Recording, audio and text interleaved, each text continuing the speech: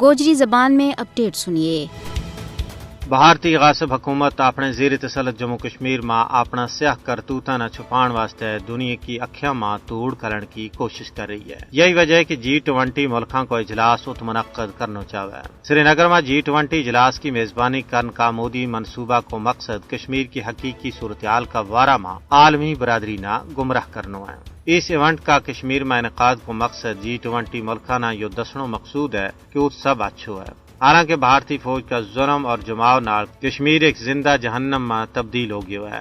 ات کسی کی جان محفوظ ہے، نہ مال تے نہ عزت۔ ات ہر یوم کربلا اور ہر شام غریباں کو منظر پیش ہو رہا ہے۔ کشمیر میں اس تقریب کا رجحان کو مقصد ات بھارتی فوج کی طرف ہونے والی انسانی حقوق کی سنگین خلاف ورزیاں تو دنیا کی توجہ ہٹانی ہے۔ بھارت کشمیر میں G20 کی بیٹھک منعقد کر کے کشمیریوں کی مقدس اور ہمگیر تحریک کا 12 ماہ حقائق نہ مسخ کرنا چاہتا ہے۔ ہندوستان کشمیر میں G20 کی بیٹھک رچاک ہے، اپنا 5 اگست 2019 کا غیر قانونی اور غیر اخلاقی اقدامات نہ قانونی حیثیت دینی چاہتا ہے۔ اس بیٹھک کا انعقاد کو مقصد محض پروپیگنڈا پھیلانا ہے۔ اس تو سوا یہ بیٹھک محکوم و مظلوم کشمیری عوام واسطے کوئی حیثیت نہیں رکھتی۔ G20 ملکاں نہ یہ گل یاد رکھنی چاہیے کہ بھارت جموں کشمیر پر غیر قانونی اور جبرن قابض ہے۔ ممبران نے یہ گل بھی یاد رکھنی چاہیے کہ اقوام متحدہ کی قراردادوں کے مطابق جموں کشمیر کو فیصلہ ہونا باقی ہے۔ کشمیر ایک متنازع خطہ ہے۔ بین الاقوامی سطح پر تسلیم شدہ متنازع علاقہ میں G20 ایونٹ کا انعقاد کو مودی کو منصوبہ